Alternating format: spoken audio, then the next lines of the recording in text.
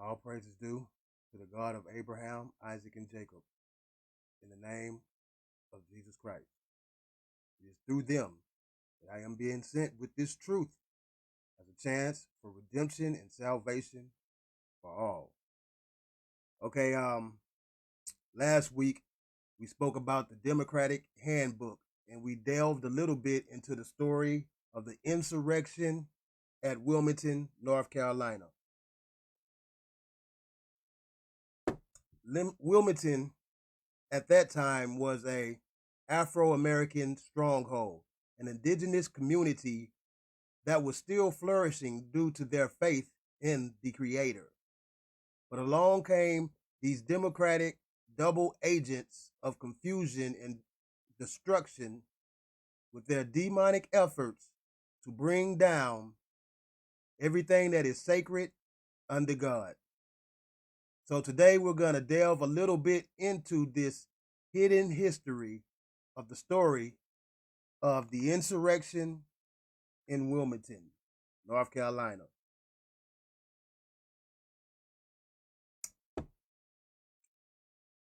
Let it breathe for a little bit and we're going to get to it. What's up to everybody joining the show? Hit that like button and hit that other like button or subscribe or however it go over here on Facebook. Pretty soon we'll be moving to YouTube. But while we're here, thanks for everybody who attends and joins the show. Let's get to it. The insurrection at Wilmington.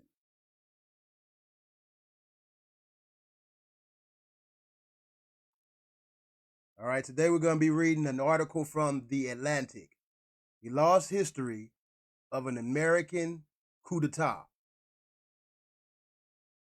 Get to it. By the time the fire started, Alexander Manley had vanished.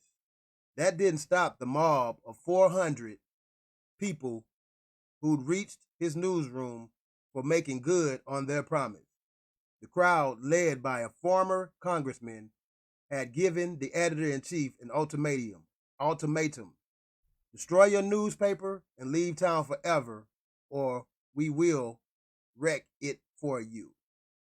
I just want to point out that the local government was involved. Although Wilmington was a peaceful, coexisting community, there still existed populist, fusionist infiltrators whose whole goal was to uproot everything the Reconstruction era of Abraham Lincoln had created. They burned the Daily Record to the ground. It was the morning of November 10th, 1898 in Wilmington, North Carolina, and the fire was the beginning of an assault that took place 7 blocks east of the Cape Fear River, about 10 miles inland from the Atlantic Ocean. By sundown, Manley's newspaper had been torched. As many as 60 people had been murdered, and the local government that was elected 2 days prior had been overthrown and replaced by white supremacists. So, an election had occurred, on November 8th. And in Wilmington, majority of the political figures were Afro-Americans. But these small groups of renegade, rebel, demonic Democrats couldn't stand to let an Afro-American community flourish. So they came in to rip it down. For all the violent moments in United States history, the mob's gruesome attack was unique. It was the only coup d'etat ever to take place on American soil. What happened that day was nearly lost to history. For decades, the perpetrators were cast as heroes in American history textbooks. The black victims were wrongly described as instigators. It took nearly a century for the truth of what had really happened to begin to creep back into public awareness. All right, let's go down a little bit. Conservatives in North Carolina don't often bring up the Wilmington Massacre. Even many of those North Carolinians who are now aware of it are still reluctant to talk about it. Those who do sometimes stumble over words like insurrection and riot, loaded terms and imprecise ones. Not only was it a coup, though the massacre was arguably the nadir of post-slavery racial politics.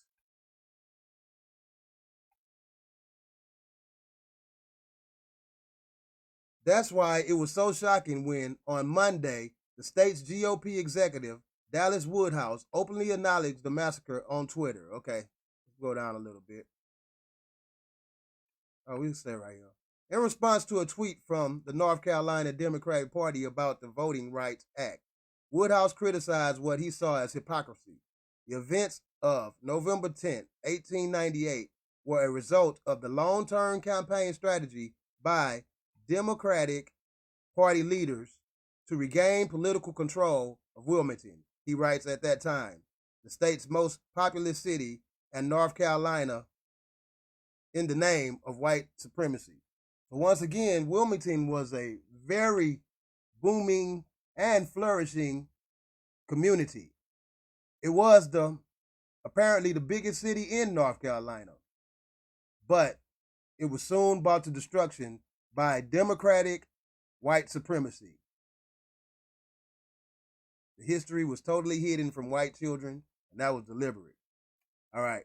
Woodhouse may have been more interested in gaining political points than actually probing the painful memory in North Carolina history. He didn't respond to a request for an interview. Okay. But Woodhouse's version is actually much closer to the truth of what transpired than many other accounts. So apparently up until within the last decade, the last 10 years, this story was hidden. Most people didn't know about the Wilmington insurrection. But due to interference from God, so that his will may be fulfilled, it rose to the surface. And here at the Focus Daily Show, we're going to present this as more truth of how the Afro-American community fell from grace. But don't worry, justice is here. A capsule biography of Alfred Moore Waddell, the former member of Congress who led the massacre.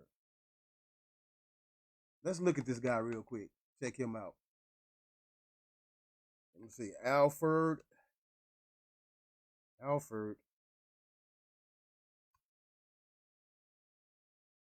Waddell.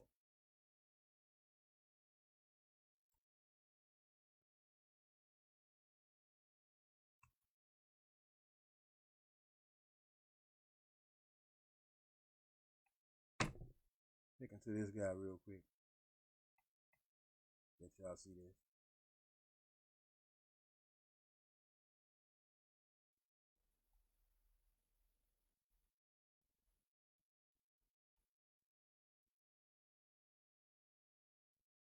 Alfred Waddell. There you go. One of the main leaders of this coup d'etat.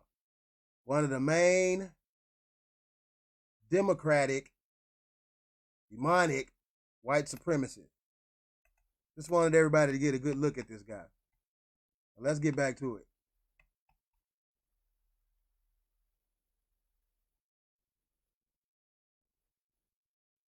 All right.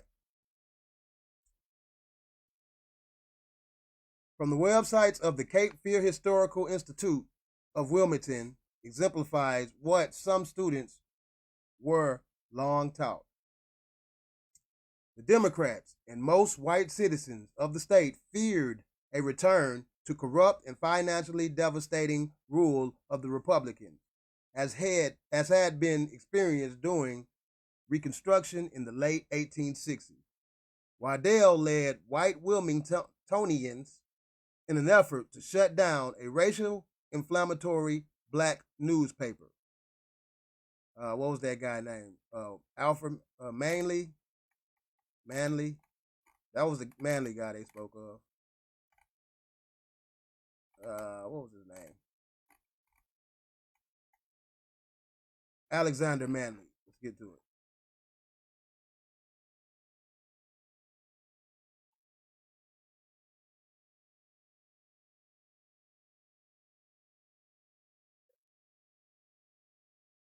Waddell led white Wilmingtonians in an effort to shut down a racially inflammatory black newspaper, and then became mayor of Wilmington after the unpopular Republican regime had resigned.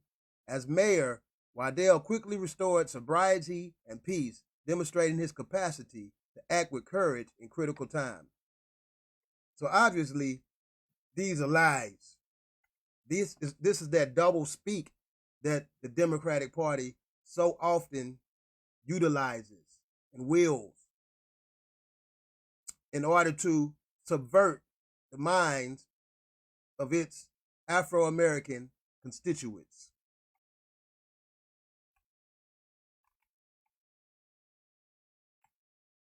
All right. As mayor, okay, he continued in this office until 1905, leading a responsible and honest government. You know, we all heard the talk before. That passage was written by Bernard Thurram, excuse me, who is a former chair both of the Cape Fear Museum Board and of the state chapter of the League of the South. While Thursam's account diverges sharply from the Democratic record, it is instructive in one regard. Thursam clearly identifies 19th century Republicans as liberals or radicals. In his writings, often identified 19th century Democrats as simply conservatives. Go down a little bit more. For something like Wilmington in 1898, C.C. Soselsky continued, it's hard to describe the level of indoctrination. In the 1910s, 1920s, 30s, 40s, they bragged about the coup. After that, they backed off, but it stayed in the history books, and they talked about it as an unfortunate but necessary event. In fact, part of how historians had pieced together the real story of Wilmington Massacre is by looking back at newspaper archives from towns all across North Carolina, not just Wilmington, where similar violence had coordinated that day. See, Wilmington is really just one example. This was going on all across the continent, from the east to the west. Wilmington wasn't the first. It was really well into the democratic, demonic genocide that was being perpetrated against the Afro-Americans since the late 1700s. All the wars we've previously spoke of, from the French and Indian War to the Civil War, those wars was actually against the Afro-American communities. Things like the Pony Express in Wells Fargo, while crossing from west to east, they ran into any Afro-American communities. They took note of the coordinates, and sent in the killers. In fact, part of how historians have pieced together the real story of the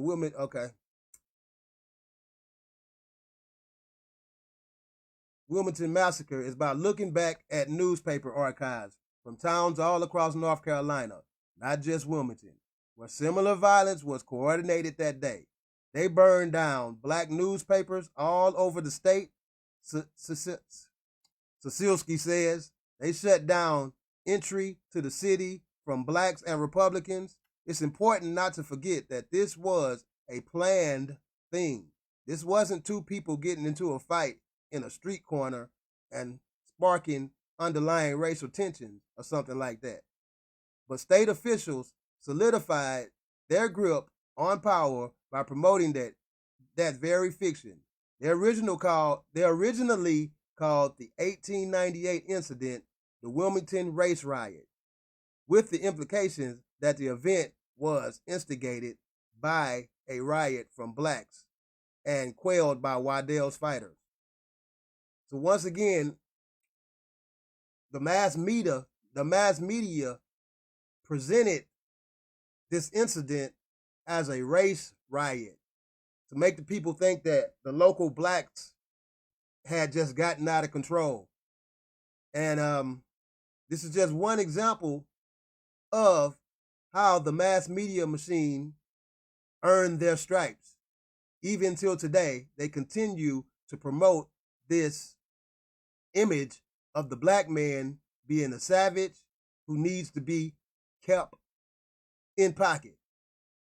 Even as far back as the '94 crime bill, in which Hillary Clinton famously called the black man super thugs, super criminals. I can't remember the exact terms, but it was, super predator. So I just wanted to point that out. It's been happening since late 1800s all the way up to today. This same Democratic Party is still following the rules of that Democratic handbook that we spoke of last week.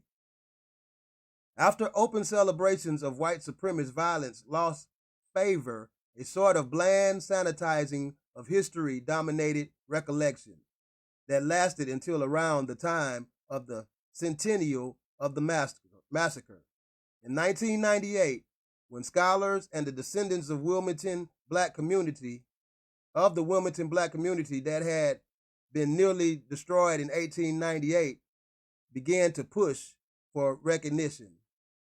What's the name of that movie? Rosewood. Rosewood is a depiction of what actually happened to many Afro-American communities, unknown and unseen to most. The state's acknowledgement of its 70-year reign of white supremacy during the Solid South period followed the same pattern. Men like Charles B. Aycock, an agitator of the Wilmington riots, who 3 years later was elected governor on a platform of white supremacy, were revered in the state until recently, and in some cases still are. So basically, it was a political move. In order to put an end to the Reconstruction era and the Reconstruction legislature introduced by Lincoln, white supremacists took over local governments who still tried to hold true to the laws of the land and the laws of God. Glenda Gilmore, a North Carolina native and a professor of history at Yale, refers to the whitewash period as a 50-year black hole of information. According to Gilmore, the bloody history of white supremacy was largely unacknowledged in the state's educational system. All right, let's go a little bit more. By now, that history is being uncovered and spread. Aycock's legacy has been reconsidered, and the collection of buildings and landmarks named after him in that state has dwindled. All right, let's see how much more, what else we got.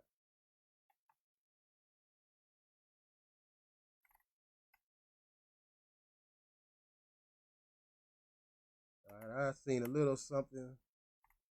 Of course, this kind of weaponization of history is most effective if the Republican and Democratic parties are viewed as unbroken ideological identities dating back to the days of Abraham Lincoln. North Carolina's own history obliterates that view. Like the rest of the South, the state experienced mass party realignment after the 1960s civil rights movement, when Southern whites began to abandon the Democratic Party. All right, folks, that's pretty much it for now. Okay, Wilmington, when white supremacy got totally out of control. Until next time, Focus Daily, y'all.